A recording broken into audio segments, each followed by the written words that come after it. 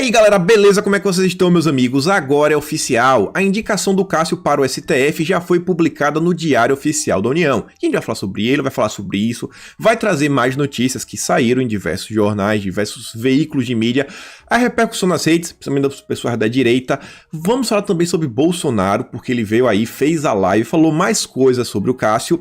Eu também vou querer relembrá-los de duas coisas, uma coisinha que eu falei pra vocês, acho que no dia 1º de agosto, mostrar pra ver se você tem boa memória, e também quero dar uma repercussão de algo que aconteceu no passado, mais especificamente em setembro, que eu acho que vai fazer que a gente olhe pra situação de uma forma um pouco diferente, e a gente ainda vai ter um extra. Falei com algumas pessoas, assim, com certo acesso ao Poder Judiciário, acesso à PGR, Ministério Público, quem sabe até que andem no STF, para tentar entender algumas coisinhas também da nomeação do Cássio. E vocês vão ver, né? Eu acho que o pessoal tá olhando para essa situação não na visão completa. Vamos tentar colocar mais alguns pedacinhos nesse quebra-cabeça para tentar entender. E além disso, gente, tem algo muito interessante que saiu, mas não é bom. Eu acho assim que vale a pena prestar muita atenção, pode ser preocupante.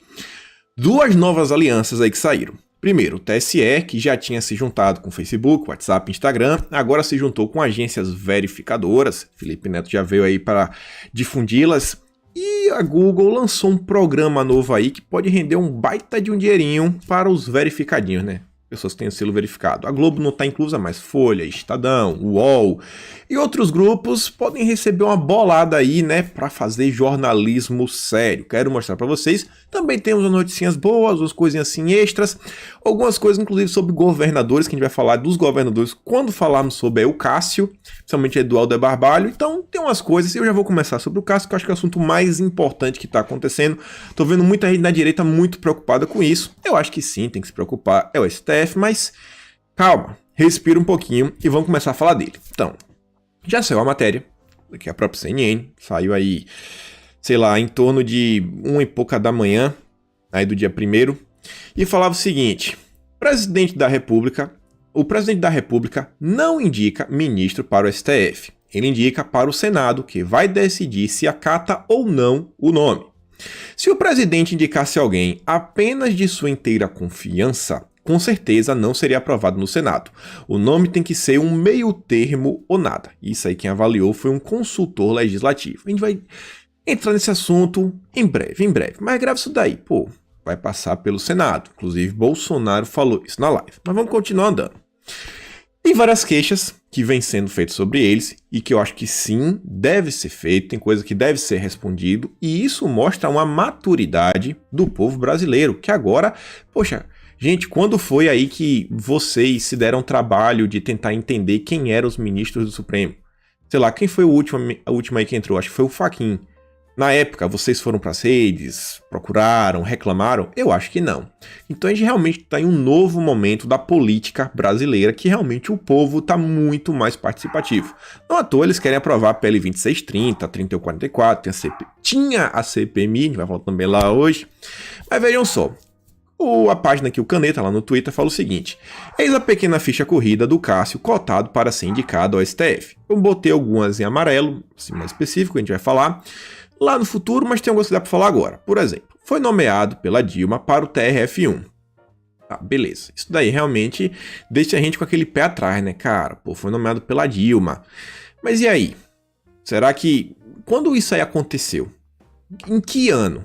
Em todo esse tempo, essa coisa, será que o cara pode ter mudado? Isso daí significa o quê? Significa que ele possa ter também um trânsito dentro da esquerda? Tem que ficar olhando. É uma coisa assim que não dá pra bater o martelo por completo, até porque a gente olha, por exemplo, pro Aras, todo mundo falava, é o petista na PGR, a gente olha o André Mendonça, ainda que muitas pessoas, tipo o Aras, muita gente gosta, o André Mendonça tem um pouco mais de críticos, mas não dá pra negar que tá de boa, também não tá o pior dos cenários com o André Mendonça. Depois, a Caneta fala assim, contrário a Lava Jato, tem visão garantista.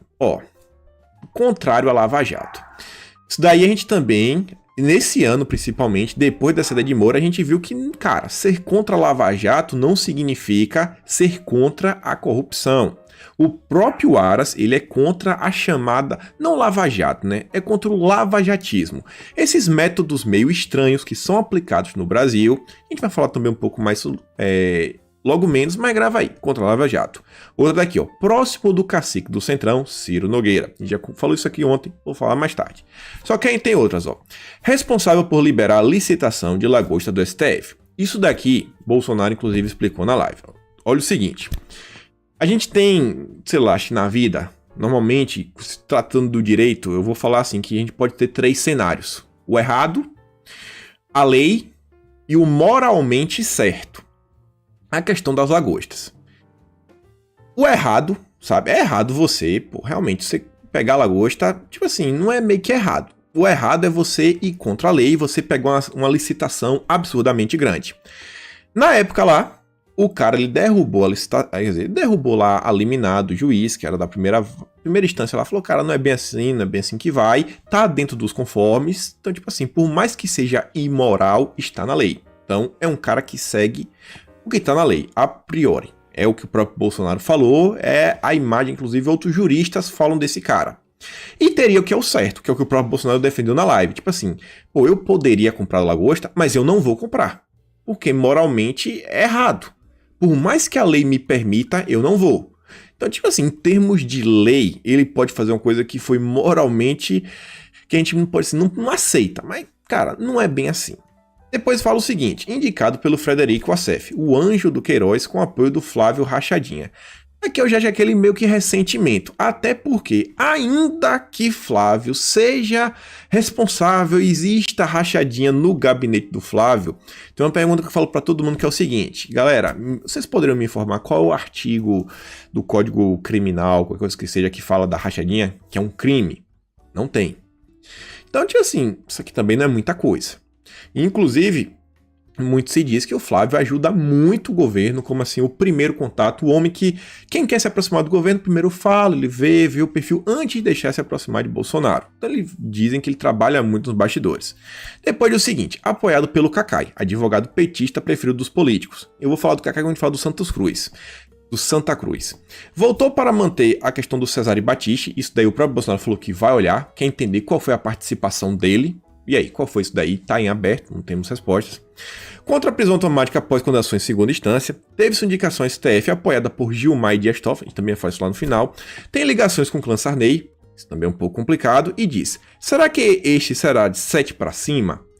Eu ainda não sei, mas quero mostrar para vocês também um pouco do outro lado. Tem várias coisas, o pessoal vem comentando, a maioria dos vídeos são negativos, quero mostrar um pouquinho do outro lado também. Então vejam só, Felipe Santa Cruz. Esse aqui veio reclamar, quer dizer, não veio reclamar, veio elogiar também, falando que a OAB saúda a indicação do desembargador federal Cássio Nunes Marques para ocupar a vaga de ministro do STF. O desembargador possui todos os pressupostos constitucionais e uma trajetória honrada e reconhecida eficiência.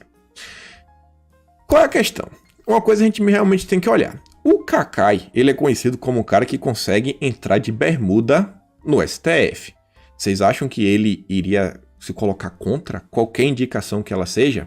O Cacai, ele é advogado, o interesse dele é surfar na onda e ser amigo de todo mundo, gente. O negócio dele não é ter combate ideológico, o negócio dele é ser advogado.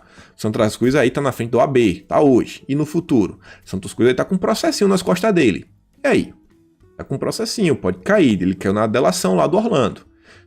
E aí agora? Então tinha aquela coisa, é gente do meio jurídico, vai botar o respeito, até porque é um juiz do STF, é o cargo máximo que a maioria dessa gente aí que tá dentro da política almeja chegar um dia. Um negócio extremamente seleto, apenas 11 ministros, cargo basicamente vitalício, só sai quando se aposenta, normalmente por aposentadoria compulsória.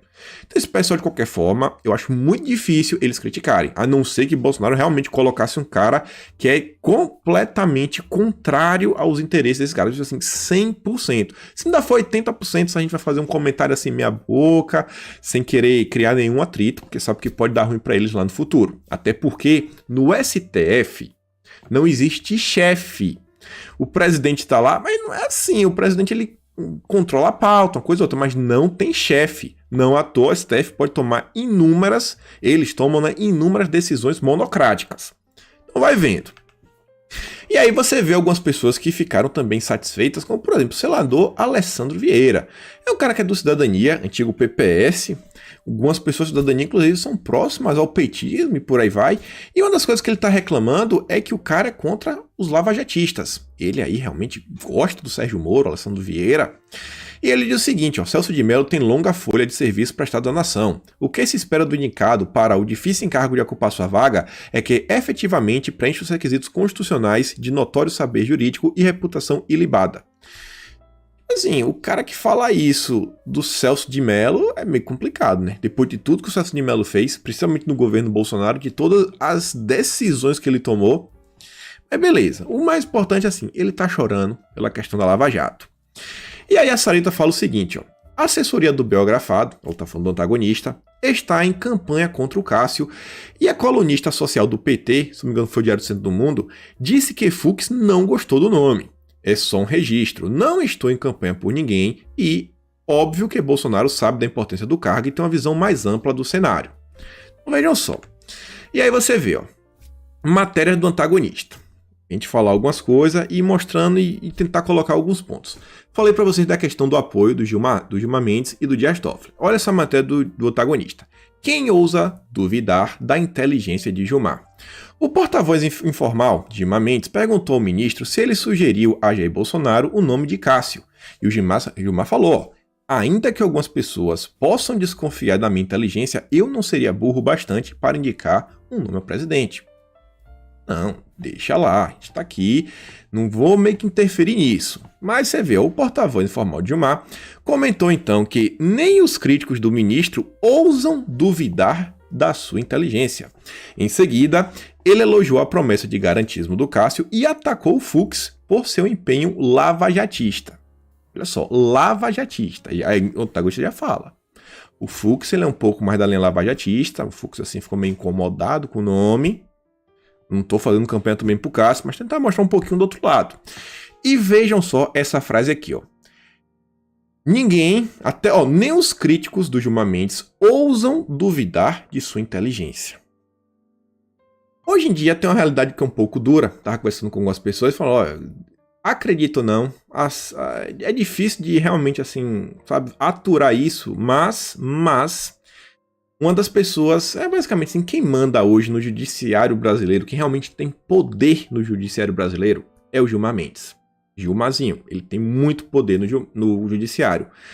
Então, talvez você possa estar fazendo um aceno para o Gilmar, que é o cara que manda, você reconhece, em busca de uma possível apaziguamento. Vamos apaziguar as coisas, colocar alguns panos quentes. Mas vai gravando que a gente vai falar mais coisas sobre isso. Aí você vê algumas coisas que estão acontecendo nos governadores, como por exemplo, a questão do Helder Barbalho, que a relatoria aí dos processos caíram na mão do Toffoli. O Toffoli estava onde? Estava na reunião também com o Gilmar, com o Bolsonaro, com o Cássio, com o Fábio Faria, com o Davi Alcolumbre. E aquela coisa, ó, cara, não pode ser assim também, né? Beleza. Não é o nome do melhor dos cenários, não é um conservador 5 estrelas, que todo mundo que gostaria de ser. Então, o STF, tem que ter alguma contrapartida. Não é possível. Bolsonaro vai colocar porque só para deixar a gente insatisfeito? Olhando isso. Aí você vê, ó. STJ suspeita que a polícia de Helder Barbalho espionava investigadores, questão dos governadores. STJ. O STJ é o tribunal que julga governadores. E a gente vai falar dele também mais tarde. A gente vai falar várias coisas soltas pra gente juntar lá no final. Mas só para falar isso aqui que é o seguinte. Saíram inúmeras notícias em momentos e meses diferentes falando que Witzel estava tentando meio que investigar as movimentações da PGR, sabe? Da Polícia Federal, do STJ, e aí o Aras falou, ó, cara, vai dar ruim pra ele. E deu ruim pro Witzel. E parece que o Helder Barbalho tava fazendo também algo similar. Falava aí que tinha um equipamento de 5 milhões, que a Polícia Civil tinha feito aquisição, meio que tava usando. E aí, ó, o ex-chefe da Polícia Civil do Pará, Alberto Henrique Teixeira de Barros, é cunhado de Parsifal Jesus Pontes, homem forte de Helder e que chefiava a Casa Civil. Então você vai ver que tá um negócio meio estranho. Mas vamos voltar aqui pro Cássio. Você vê. O grupo de Sérgio Moro tá pavoroso. Ninguém, cara, é o avesso de Sérgio Moro. Ainda bem. Se fosse igual a Sérgio Moro, era muito preocupante. Você vê, Cruzoé já fez matéria de capa aí, ó, da revista digital deles, o avesso de Moro. Centrão no STF. Vai vendo, vai vendo. Aí você vê, né? Vai Sérgio Moro lá dar o piti dele. Simples assim. Se o presidente não indicar alguém ao STF comprometido com o combate à corrupção ou com a execução da condenação criminal em segunda instância, todos já saberão de sua verdadeira natureza. O que ele está falando sobre isso daí, na verdade, ele quer um lava-jatista. E aí o Fiuza diz o seguinte: Sérgio Moro, aquele que tentou derrubar o governo, abandonando o cargo em plena pandemia com acusação grave sem provas, está na pista de novo soltando mais uma historinha do bem contra o mal, que nem daquelas dos hackers montavam contra ele. Parece decidido a ser o vice do Dória. E aí você vê, né, Sérgio Moro, aqui só para falar algumas coisas, porque já tá falando dele, tá aí, ó, tava num debate, foi o fim do foro privilegiado, logo com quem? Com Álvaro Dias, senador, muda Senado, aquele grupinho aí dos lava-jatistas, que inclusive tinha até um plano aí, né? E que tudo indica que vai ser o partido pelo qual Sérgio Moro se lançará como, sei, ser deputado, senador, talvez até vai tentar disputar a presidência, não sei o que passa na cabeça dele. Aí tem aqui o Roberto Oliviano, procurador, ligado a Lava Jato, o Afonso, eu não sei se é um lava-jatista, mas vai vendo. E aí, voltando a falar com ele, olha só. Teve uma questão também que o pessoal bateu muito no martelo, falando que ele é um desarmamentista. Inclusive, o próprio Felipe Moura Brasil traz essa narrativa. Ó. Um desarmamentista. Gente, o pessoal tirou essa informação de um único caso. Um único caso. Não foi assim, ele tem textos, artigos falando que ele é contra, que ele é a favor do desarmamento. Não tem um texto sobre isso, um artigo sobre isso. O pessoal tirou de um caso. E que caso foi esse? Vamos ver o que o próprio antagonista trouxe. E ele fala o seguinte, ó. Ele foi relator do julgamento no TRF1 e ele manteve a decisão do delegado. Ele manteve só a decisão do delegado de polícia e do juiz de primeira instância. Ele não modificou. E olha só, o que é que o delegado falou na época? O delegado considerou que para o produtor rural de Varginha, uma espingarda, sabe, um rifle seria melhor, porque ele estava lá querendo uma minha menor, né, pistolinha basicamente. E aí falou, não, isso é meio complicado, que é cobiçado por muita gente, é fácil, é pequeno. No seu caso, pode até ser, mas houve um mais longo, um negócio assim que todo mundo tá visível. Assim, seria mais compatível porque possibilita melhor visada a pontaria, mormente para os riscos de se deparar com animais raivosos, etc. Foi sua justificativa. E a Sarita fala o seguinte, ó, quem negou, na verdade, esse caso, ele só ratificou, né, a questão do delegado. Foi a própria Polícia Federal. Ele mesmo, que não concorde com a lei, precisa se ater a ela. A lei dá poder discricionário para a PF a permitir ou negar o porte. Essa é, aliás, uma das críticas feitas à legislação brasileira. O ANTA sabe jogar com a reatividade típica das redes. Então vejam só, ele na verdade, no final das contas, ele só aplicou a lei. Aí agora é aquela questão. Ele moralmente é o que a gente queria? A gente fala, poxa cara, o cara lá na fazenda, o fazendeiro devia ter condição. Eu acho que a maioria das pessoas pensam assim. Mas querendo ou não, a lei dá o poder de falar que sim ou que não para o delegado da Polícia Federal. É a lei. Ele cumpriu com a lei. E a gente vê nesse STF, do jeito que é, o pessoal realmente rasga a Constituição. Se a gente tiver um cara lá que pelo menos segue a Constituição, já é um negócio mais interessante. Então não é assim tão complicado. Assim, ó, é ruim, mas calma, peraí. Vamos tentar pelo menos ser justos com a decisão. Não é o melhor dos candidatos, não é. Ele talvez podia ter usado algum recurso jurídico para provar, ajudar o cidadão. Mas, convenhamos, nem 8 nem 80. Vamos tentar parar no meio termo. Aí você vê. Teve alguns desdobramentos de algumas pessoas, que não é picuinha nem nada, mas eu tive que trazer, como por exemplo foi o Leandro Ruschel. Ele eu tive que trazer por um motivo. Ele trouxe a matéria da CNN e diz o seguinte: Brasil conforme a CNN, escolha de Cássio para o Supremo. E fala acabou. Não é a primeira vez que o Leandro Ruschel vem a público falar que acabou. Na época de Sérgio Moro, ele foi um dos primeiros a falar que, ixi, acabou, o governo agora acabou. E a gente viu que a saída de Sérgio Moro não foi bem assim. Tanto que o Fernando chega, acabou o quê, cara? Eu também tô trazendo por outro motivo. É um perfil muito grande, sabe? Tem mais de 400 mil seguidores. E quando traz uma matéria dessa, deixa muita gente, tipo assim, desesperançosa, chateada. E às vezes a situação é muito mais complexa do que uma simples frase do acabou.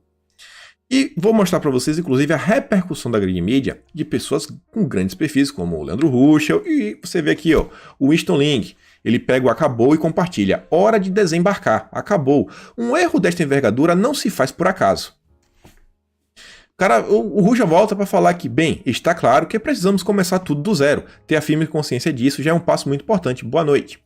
O Paulo Eduardo Martins, deputado, diz o seguinte: no dia a dia de um navio, o comandante toma diversas decisões. Ele pode errar algumas vezes, mas não pode errar sob a direção do navio. O Brasil é um navio, escolher ministro do STF é determinar sua direção. Bolsonaro errou grotescamente. Agora o navio está na rota dos piratas. Calma que não é bem assim, Paulo. E o Paulo também ele já teve algumas opiniões no passado meio complicadas que eu já critiquei. Na época até a Bia ficou insatisfeita comigo. Não, ela falou assim, pô, você criticou, mas o cara é dos nossos. Eu continuo achando que ele é dos nossos. Eu continuo achando que o Leandro Ruschel também tá do nosso lado, o Winston Link. Agora um tipo de comportamento que é meio complicado, gente. Até porque a gente não precisa nem muito longe. Eu acho que todos vocês estavam vivos em 2014... E eu acho que ali foi a última vez que eu falei, acabou. Porque eu falei, cara, agora acabou. A Dilma venceu, sabe? Chegou ao fim. E ali foi minha decisão de uma ideia de, sei lá, fazer um intercâmbio, passar um ano fora e voltar pra... Não, cara, eu não vou passar um ano fora e voltar. Acabou, cara. Eu não consigo mais ver esperança no Brasil. Eu vou pra nunca mais voltar. Era mais ou menos isso na época. E o que eu vejo hoje é que, rapaz, não acabou. Não acabou e a gente ainda virou o jogo. Cara, se a conversa de acabou é meio complicada. Sempre terão, sabe, novos dias, vários e vários dias pela frente. As coisas não são assim. Aí você vê, pô, Constantino vem e fala, inveja de quem tem um presidente. Cara, assim, vamos ponderar, né? Vamos ponderar. Falar que Bolsonaro não é um presidente, beleza, você pode ter todas as suas críticas, falar do Trump e tudo, mas é complicado. E aqui entram algumas coisas que eu falo o seguinte... É muito bom a gente ter como aliado, mas no final das contas, quando a gente fala da questão do bolsonarismo, do conservadorismo, essas pessoas tendem um pouco mais, sabe, para aquela, sei lá, centro-direita. A direita permitida da grande mídia. É muito bom, ajuda, tem comentários sensacionais, continua nos apoiando na direita, mas aí você vê perfis grandes e aí acaba gerando isso daqui, ó. O antagonista surfando na onda, fazendo piada com nossa cara, dando material, né, munição pro pessoal lá da oposição, principalmente o pessoal da esquerda, ficar rindo, fazer piadinha e tentar crescer contra o Bolsonaro para mostrar, vejam só, realmente Bolsonaro é uma farsa. Nós nunca nos enganamos com o Bolsonaro, sempre foi uma grande decepção e agora a direita está acordando para isso. Aquele tipo de discurso que eu acho que não agrega. E aí você vê, ó, o choro dos bolsonaristas nas redes. Eu acho que, tipo assim, dá pra gente comentar muita coisa, mas tem um limite, sem histeria. Aí vem, ó, desiludidos com a confirmação da escolha do Cássio por Jair para ocupar a vaga de Celso de Mello no STF, subir a hashtag decepção, que é um dos assuntos do momento no Twitter brasileiro. Mas aí, eu fiz, beleza, essa crítica, aí pergunto assim, pá, mas e aí, cara? Aqui alguns exemplos. Por exemplo, a Renata. Olha o que ela diz. Se eu concordo com a escolha, pô, não concordo. Se eu vou deixar de apoiar o Jair por causa disso? Não, eu não vou deixar de apoiar ele da mesma forma que eu sempre fiz. Vou seguir apoiando, amando e cobrando dele. Nada vai mudar de minha parte. Eu acho assim, um posicionamento muito melhor. É questionar, é falar. Agora, pô, acabou, não sei quem, não temos um presidente. Cara... Dá uma respirada. É só lembrar do cenário de 2018. Era Bolsonaro, era o Haddad e diversos outros. Vocês conseguem ver algum nome para 2022? Cara, para mim, Bolsonaro tá reeleito aí, sem sombra de dúvida nenhuma. A gente tá analisando o jogo para 6 anos. Para 6 anos, eu acho que inclusive essa ideia dos 6 anos já tá na mente de Bolsonaro. Ele tá tomando já decisões visando em 6 anos. O Diego Garcia vem falar o seguinte, ó. Já avisei gente que desembarcou na parada Aras. Você lembra? O petista na PGR, não dá, e reembarcou. Que desembarcou na parada Moro. Ai, Moro, sei que, voltou pro governo. E que agora está desembarcando de novo. Querem pedir música? Pô, 3 vezes é complicado. Teve muita gente. Gente, inclusive aí, grande mídia, grandes conservadores. Ana Paula Henkel que o diga, né? E ele, o Diego, fala o seguinte: vocês tomam decisões com a cabeça ou com o fígado?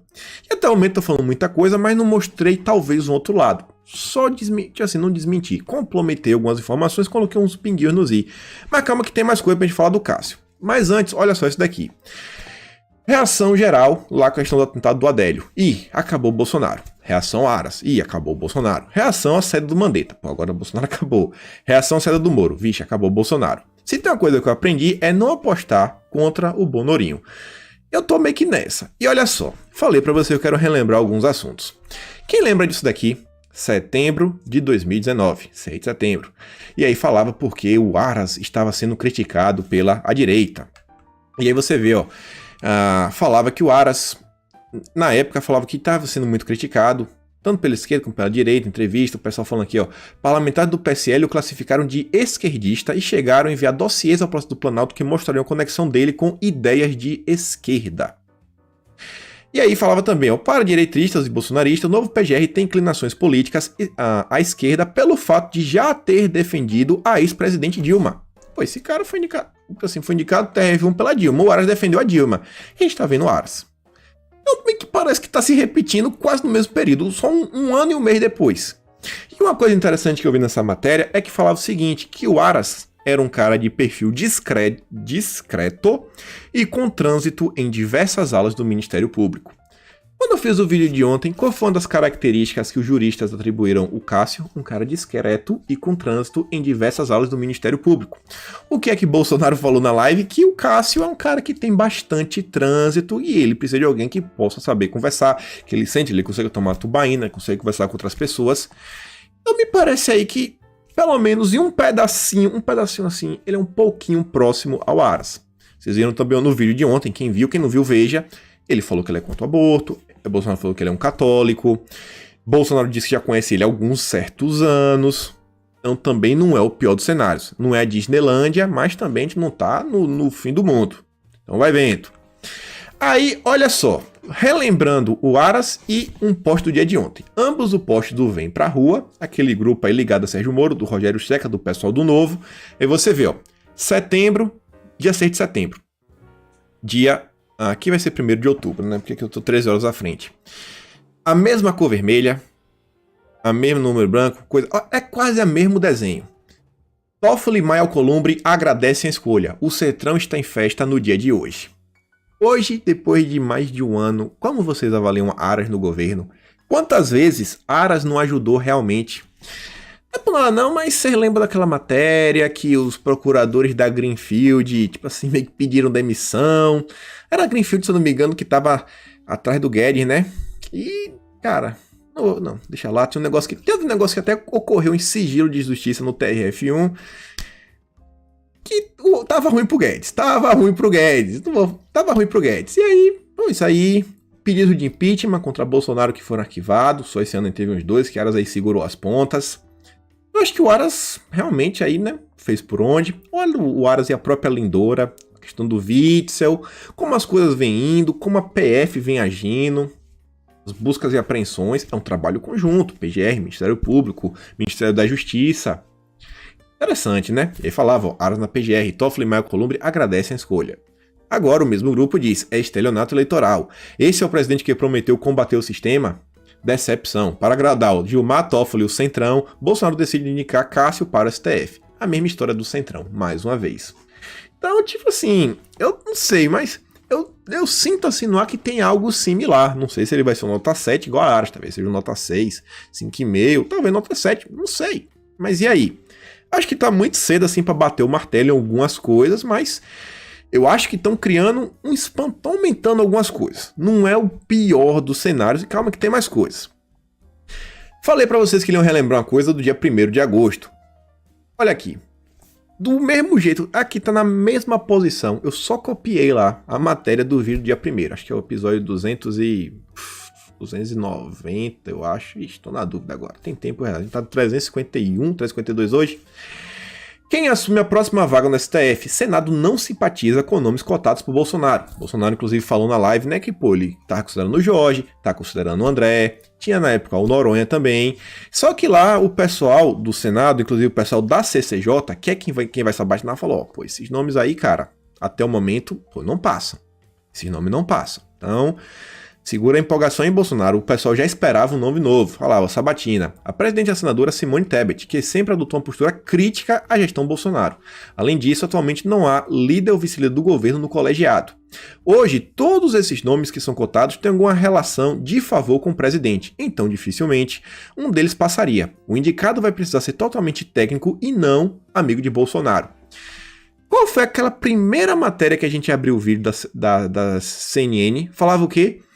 do consultor lá legislativo que falava, cara, vai ser muito difícil se for amigo de Bolsonaro, vai ser muito difícil, muito difícil. Até colocar aqui, vamos colocar ela aqui só para lembrar exatamente as palavras, ó, vamos botar aqui, vamos lá, olha só. Com certeza não seria aprovado no Senado, o nome tem que ser um meio termo ou nada, se o presidente indicasse alguém apenas de sua inteira confiança.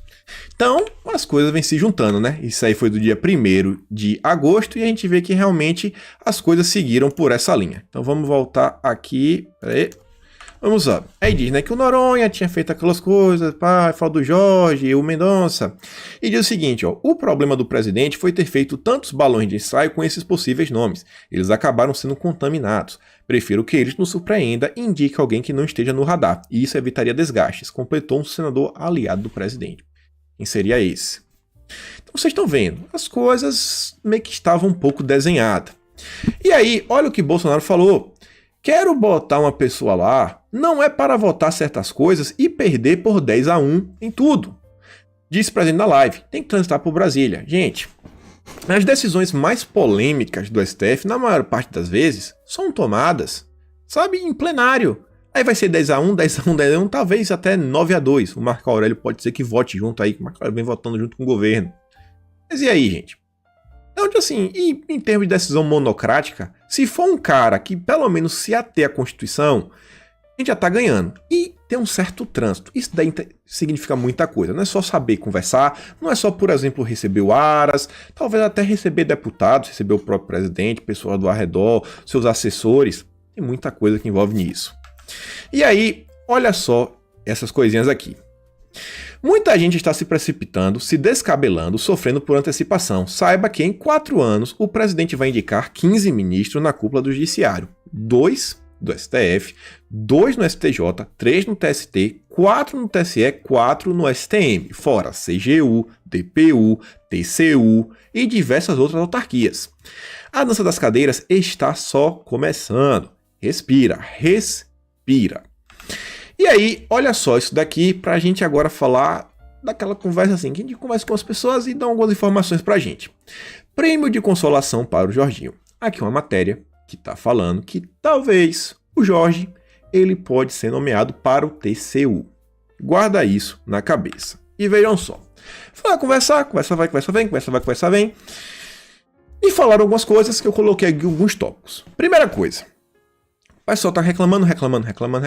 Pô, mas se a gente tem esse nome.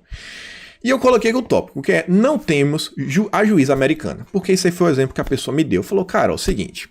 A juíza lá conservadora, dos Estados Unidos, ela não é uma juíza de primeira instância que tá lá. É uma pessoa com anos e anos e anos de carreira política. É como se fosse algo até similar, sei lá. Pega aí o próprio Cássio. Aquela pessoa assim que veio. Não, o Cássio não é um exemplo tão bom. Vamos pegar, às vezes, até o Aras. Pensa que fosse o Aras que estivesse nomeando. Ela vem, fez concurso, foi crescendo, atingiu posições maiores e aí ela, tipo assim, passou meio que todo o caminho. Então o pessoal até ficaria sem jeito de falar que não é uma pessoa apta, porque cumpriu todos os estágios do Ministério Público.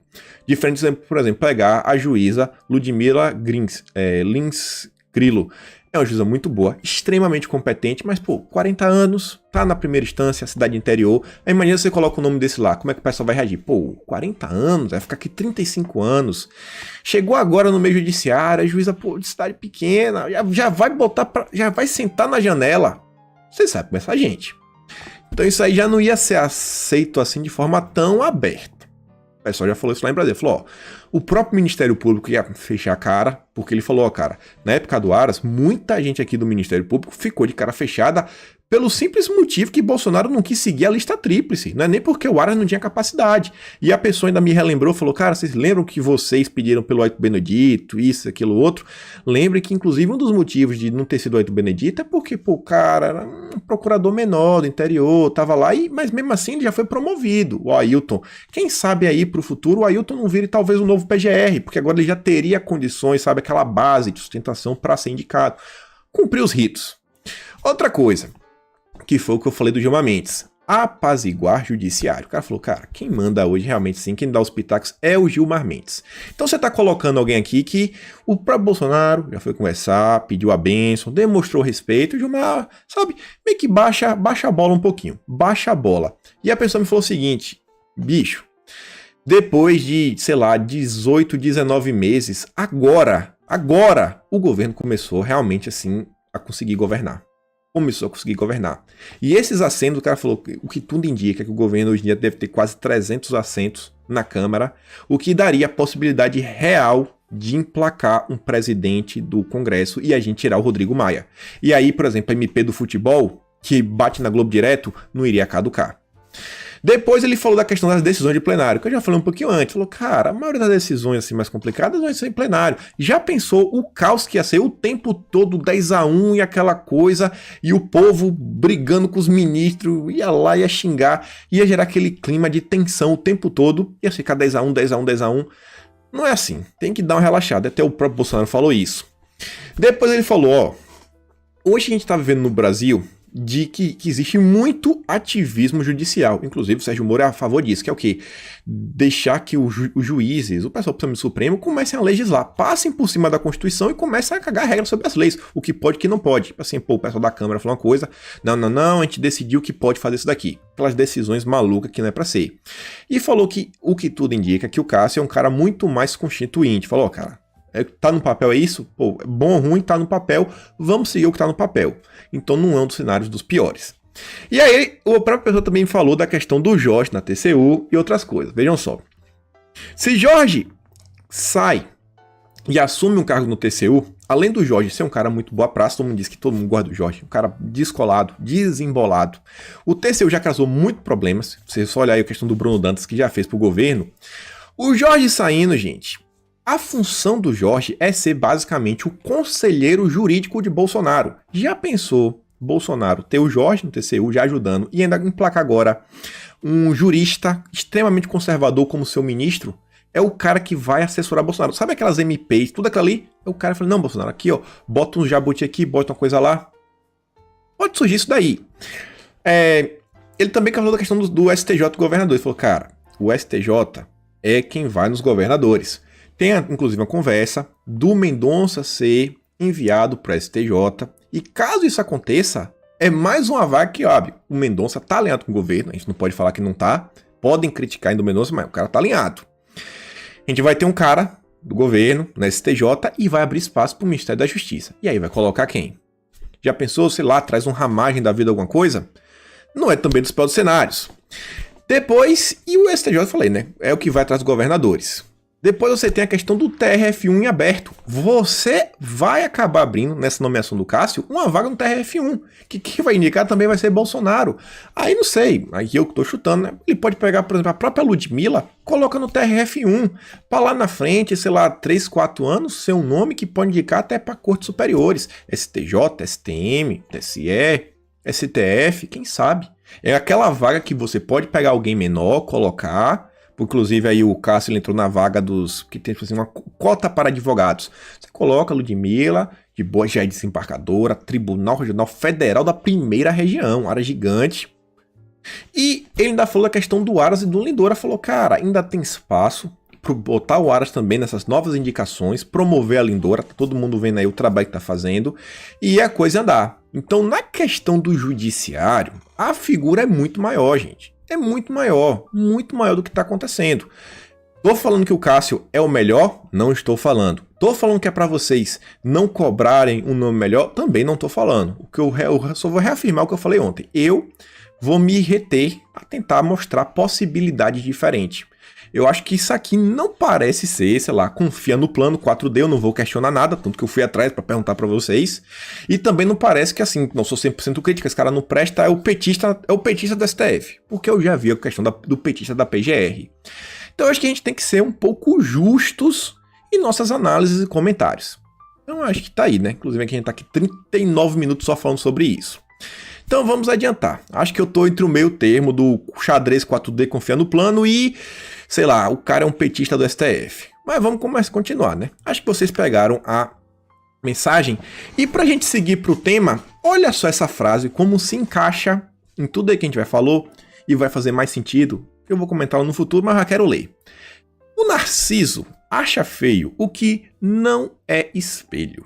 É difícil olhar para o outro com olhos de ver, mas é nessa disposição que está a força e a essência da democracia. Grava isso, a gente vai comentar em breve. E vale só relembrar uma última coisa. Quem vai fazer a decisão é o Senado. Imagina se Bolsonaro tivesse a maioria do Senado, como é o Trump. Inclusive o Diego fala, é por isso que eu sou tão preocupado com o Senado. E para as eleições, quero só deixar a dica do próprio Bolsonaro que falou, votem em prefeitos comprometidos com Deus, pátria e família. Disse o Bolsonaro. E aí, falando de eleições, que é de onde veio aquela frase. O Felipe Neto, ele trouxe um texto da Gabriela Prioli, que é lá da CNN, que arregou pro Coppola, e ela fala que ela acertou o alvo, foi um texto maravilhoso, e por aí vai, assim, tem muita gente que vai ficar de raivinha e por aí vai, mas que vão se recusar a aceitar meio que essa realidade. E assim, eu não fico com preguiça e leia, é curtinha. Lá fui eu ver, né? Antropofagia, a vaidade política nas redes. Há muito vemos aqui no Brasil, não só lideranças políticas, mas comunicadores apontando para a falta de estratégia da oposição.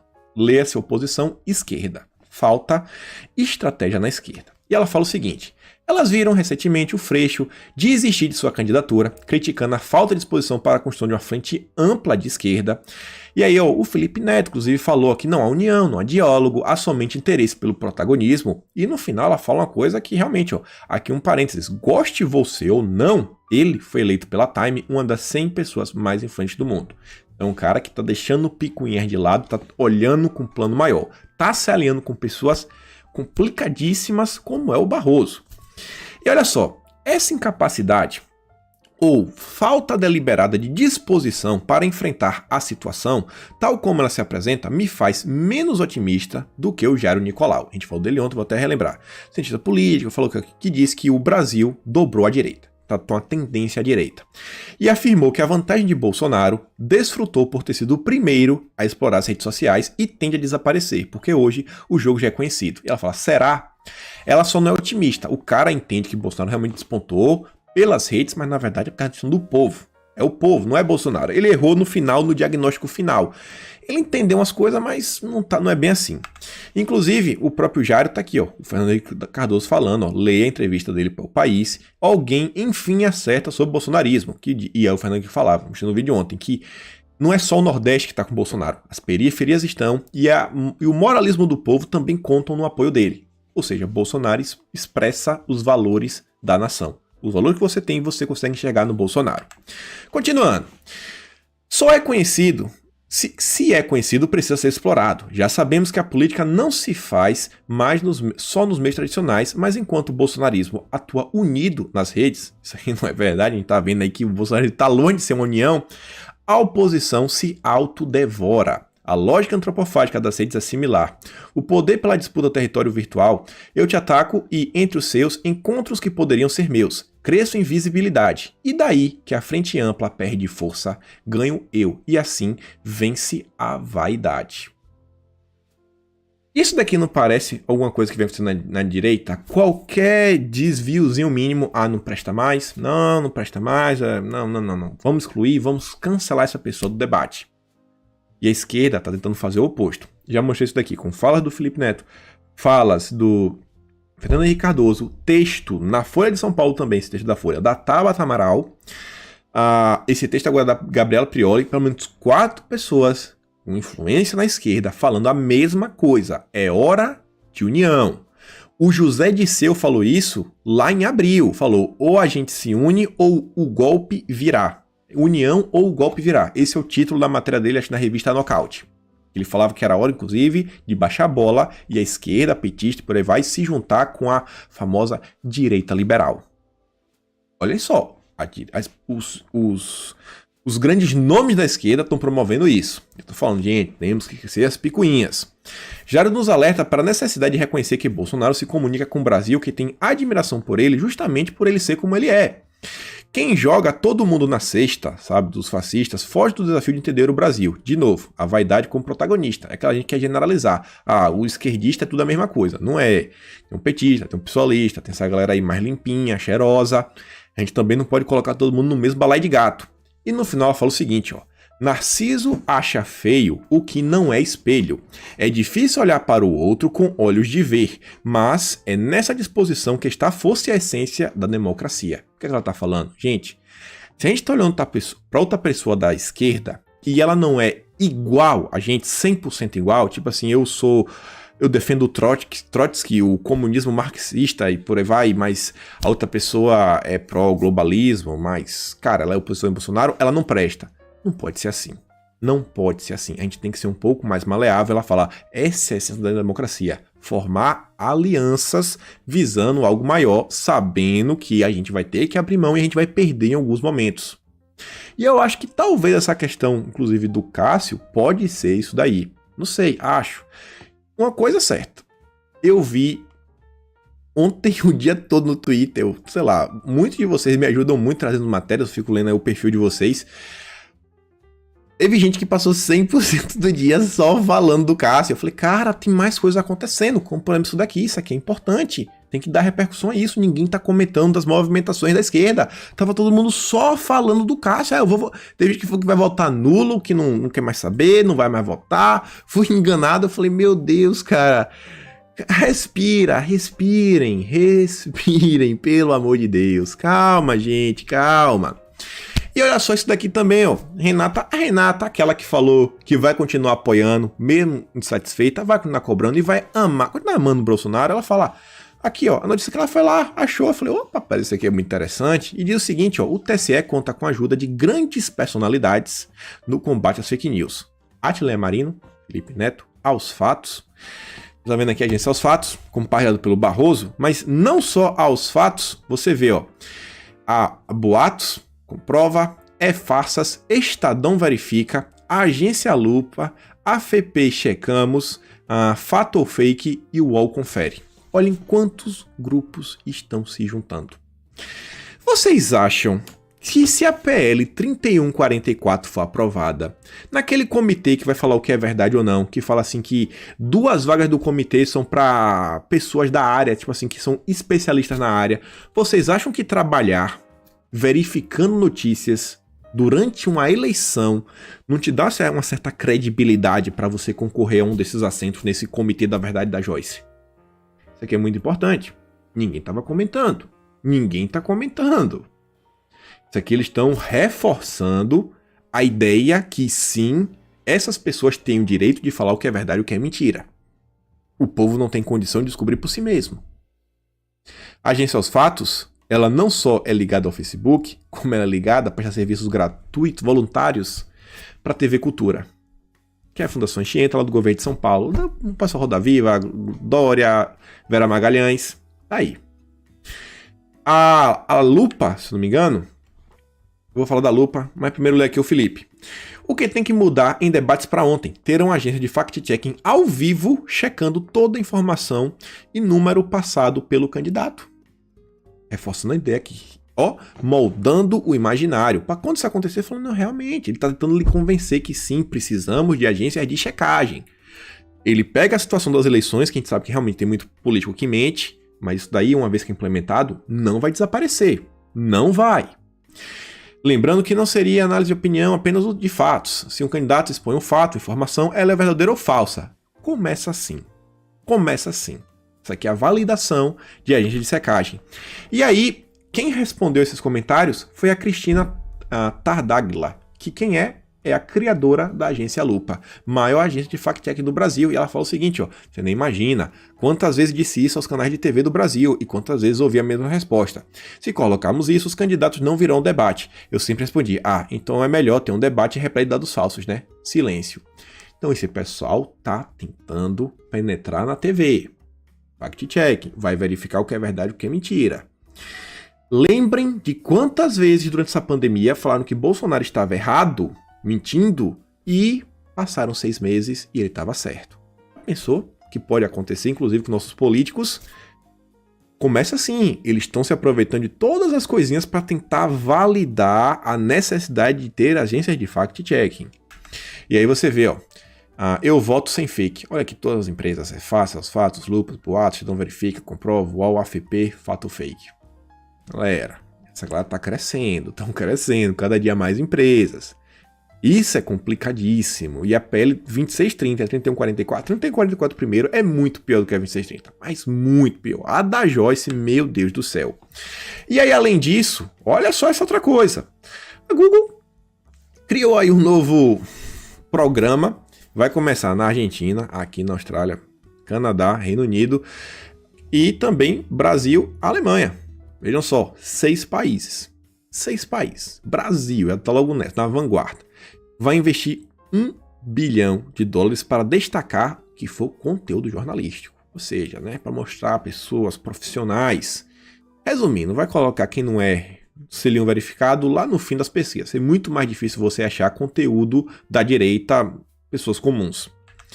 E você vê, ó, o Brasil foi escolhido para estrear esse novo projeto, ó, que promete contar com um investimento bilionário para os veículos de comunicações parceiros. Afinal, a equipe do Gigante Tecnologia garante que destinará $1 bilhão ao decorrer dos próximos 3 anos. E diz o seguinte, ó, valor esse que, conforme a empresa dá a entender, será repartido aproximadamente 200 veículos integrados ao projeto. Numa conta simples, a quantia anunciada será repartida em 200 parceiros. Dessa forma, cada veículo de comunicação que aderiu ao programa receberá equivalente a pouco mais de $138 mil por mês. Na conversão natural, valor equivalente a R$780 mil. Vamos botar 780. Imagina se eu só ganhasse os 9. Só os 9. Gente, 780 para esses grupos aí. Olha aqui os grupos. Revista Abril, Diários Associados, Estadão, Folha BV, Folha Pernambuco, Correio. Olha a Band, que tem parceria lá com o pessoal, né? Do amigo de Dória. Folha de São Paulo, Gazeta, SBT News, Sempre Editora, isso aqui não sei, UOL. E aí, galera? R$780 mil por mês. Enquanto lá de cá, nem Apoia-se tá podendo ter, né? Tem gente perdendo Apoia-se, perdendo Vaquinha, Sleep Giants. Isso aqui é preocupante, gente. Isso aqui é preocupante. Isso aqui é muito complicado. Tem que ver como é que vai ser feito. Vai vendo, vai vendo. Por isso que eu digo, não dá só para focar num assunto. Pô, beleza, tem o Cássio, mas tem muita coisa acontecendo ao nosso redor. Olha isso daqui. Pessoal da esquerda, Brasil 247, falando que os amigos de Dória estão avançando. As lideranças comemoram aniversário da Revolução. O pessoal não dorme. Esse pessoal não dorme. Outra coisa assim que achei muito complicada. O Papa Francisco, ele se recusou a receber o Pompeu. Pô, ele já recebeu no passado Maduro, já recebeu o Lula. Ele não vai receber o Pompeu? É complicado. Não sei os motivos, mas achei complicado. Achei que não foi democrático. Temos aí pra você ver, ó, classe artística. Isso sim realmente tem que ser combatido pelo judiciário. O Paulo Betti estava lamentando que basicamente o Adélio não terminou o serviço. Aí você tem o Fábio Faria criticando.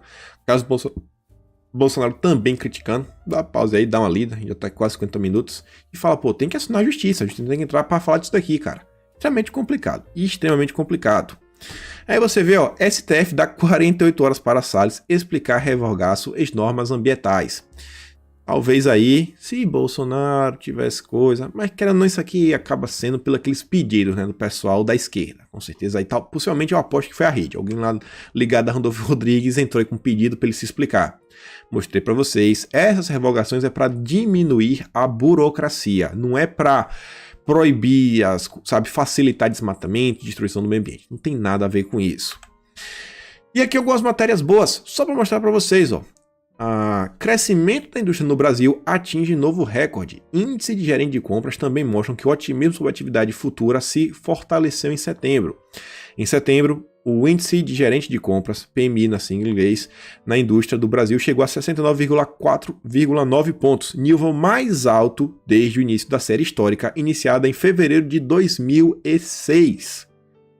E fala, é a terceira vez consecutiva que o indicador quebra recorde histórico de alta, após julho e agosto. Gente, recorde histórico desde 2006. É por isso que eu falo, gente, eu tô otimista, eu consigo estar otimista, eu não tô conseguindo ver esse cenário extremamente caótico de apocalipse como algumas pessoas estão falando. Olha a outra, Brasil avança nas exportações e balança comercial tem superávit recorde em setembro. O Tarcísio, inclusive, estava na live falando com o Bolsonaro que enquanto diversos outros países estão com juros negativos, fazendo com que os empreendedores queiram investir em outros locais, aqui no Brasil, esses novos projetos de logística, ferrovias, estradas, portos, estão recebendo muito dinheiro. Eles falam, cara, já tá vindo aí, tem muita gente lá conversando. Quando começar, vai deslanchar.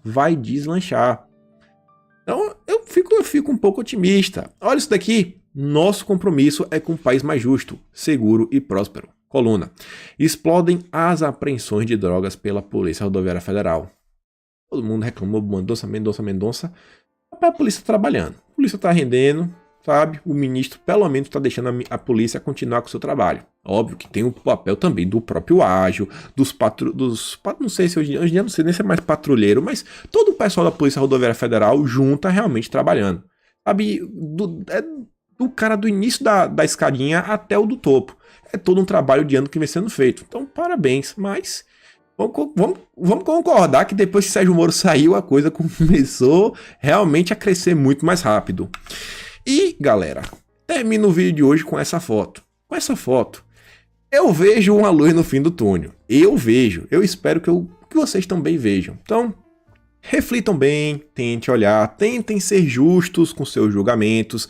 Nem tudo é Disneylândia, mas também nem tudo é o caos total. Entre o 8 e o 80, a gente tem um 40, tem um 50, sabe? Tem uns números assim no meio. Vamos tentar dar uma respirada. Vamos tentar respirar. E essa conversa de acabou, vou votar em branco, votar em nulo. Cara, pelo amor de Deus, né? Dilma venceu em 2014, onde a gente tá hoje. O povo tirou a Dilma. Tirou a Dilma, naquela época, o povo conseguiu tirar. Então, relaxe. Então, fico por aqui hoje. Aquele grande beijo e abraço. Quem puder, dá aquela curtida, aquela compartilhada. Um beijão, vejo vocês amanhã.